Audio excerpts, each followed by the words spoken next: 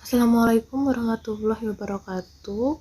Pada praktikum hari ini adalah praktikum tentang penerapan HACCP pada produksi makanan dan penyelenggaraan makanan.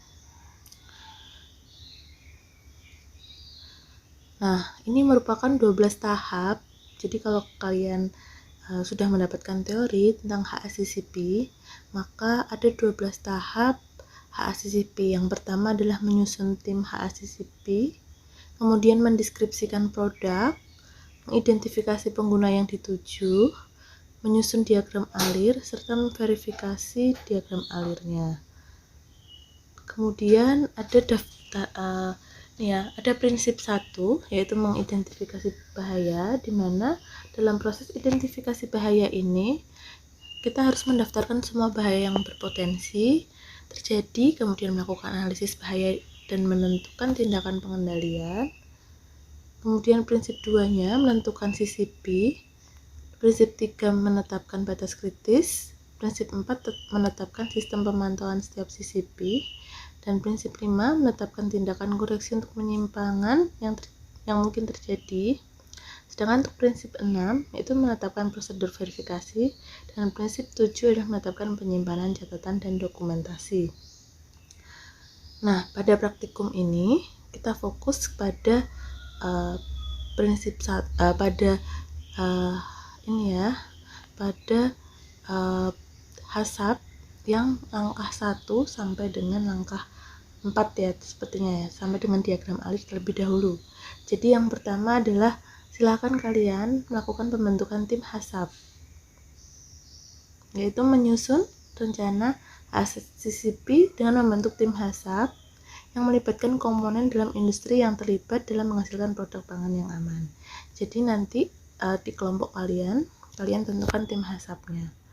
Nah, tim HACCP ini terdiri dari individu-individu dengan latar belakang pendidikan dan disiplin ilmu yang beragam. Biasanya seperti itu ya. Jadi misalkan saja, misalnya memiliki keahlian spesifik dari bidang ilmu yang bersangkutan, ahli mikrobiologi, ahli mesin, ahli kimia, dan lain sebagainya, sehingga dapat melakukan brainstorming dan mengambil keputusan.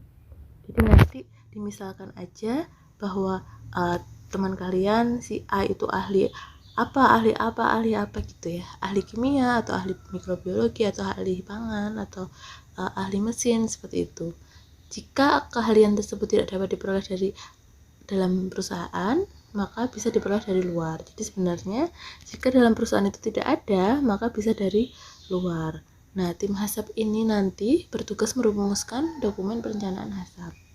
Ya, jadi nanti tim kelompok kalian itu tugasnya adalah merumuskan dokumen perencanaan dari HACCP. Kemudian mendeskripsikan produk. Nanti silahkan kalian pilih mau produk pangan apa. Boleh kalian survei langsung ke misalnya memang produk itu ada, boleh kalian membuat produk baru ya. Jadi misalnya kalian mau pura-puranya ya, sebagai praktikum ini kalian ingin menjadi tim HACCP dari produk yang sudah ada, boleh. Atau kalian mau membuat produk baru, jadi produk tersebut belum ada dan baru ada di kelompok di produk kalian, nah itu boleh. Dan itu terserah ya, saya kembalikan lagi pada kelompok masing-masing. Nah, untuk deskripsi produk ini berisi tentang uraian atau deskripsi semua bahan baku yang digunakan, berisi tentang uraian atau deskripsi produk yang secara signifikan dapat membedakan produk tersebut dengan produk sejenis dari produsen lain. Kemudian deskripsi produk yang dilakukan berupa keterangan lengkap mengenai produk, termasuk jenis produk, komposisi, formulasi, proses pengolahan, daya simpan, cara distribusi, serta keterangan yang berkaitan dengan produk. Kemudian semua informasi tersebut diperlukan tim HACCP untuk melakukan evaluasi secara luas dan komprehensif. Jadi nanti ketika sudah memiliki produk, maka kalian uraikan produk tersebut, deskripsinya seperti apa, deskripsi singkat saja, kemudian tentang produk tersebut, kemudian misalnya produk ini kompetitornya ini, terus kemudian keterangan lengkapnya mengenai produk ya, komposisinya, formulasi, proses pengolahannya bagaimana, daya simpannya bagaimana, cara distribusi, kemudian bahan bakunya itu juga penting. Seperti ini contohnya ya. Kemudian namun pada tabel ini ya perlu kalian tambahkan deskripsi singkatnya ya. Jadi supaya karena kan memang ini kan ceritanya saya adalah tim saya menilai dari yang kalian buat. Nah, jadi saya perlu ada sedikit deskripsinya. Jadi misalnya ayam goreng ini dimasak dengan prosesnya bagaimana. Nah, itu perlu adanya deskripsi. Kemudian ayam yang diperoleh dari mana, kemudian proses penggorengannya pada suhu berapa. Nah, itu saya perlu deskripsi singkat produknya. Nah, ini kemudian ada deskripsi bahan baku.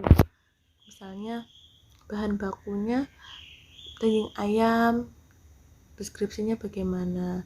Kemudian apa saja yang menjadi bahan-bahan pada proses pembuatannya. Nanti bisa dideskripsikan di sini.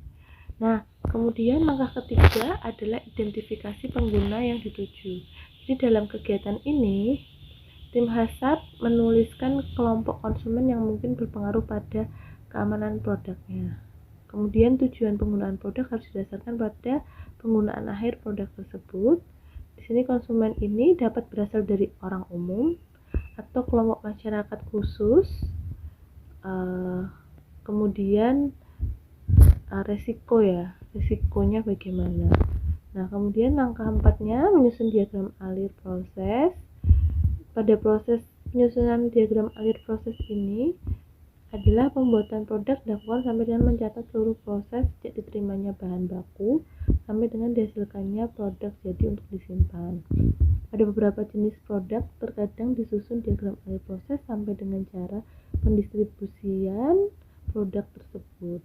Hal tersebut akan memperbesar pekerjaan pelaksanaan HACCP, akan tetapi produk-produk yang mungkin mengalami perubahan suhu selama distribusi, maka tindakan pencegahan ini sangat penting.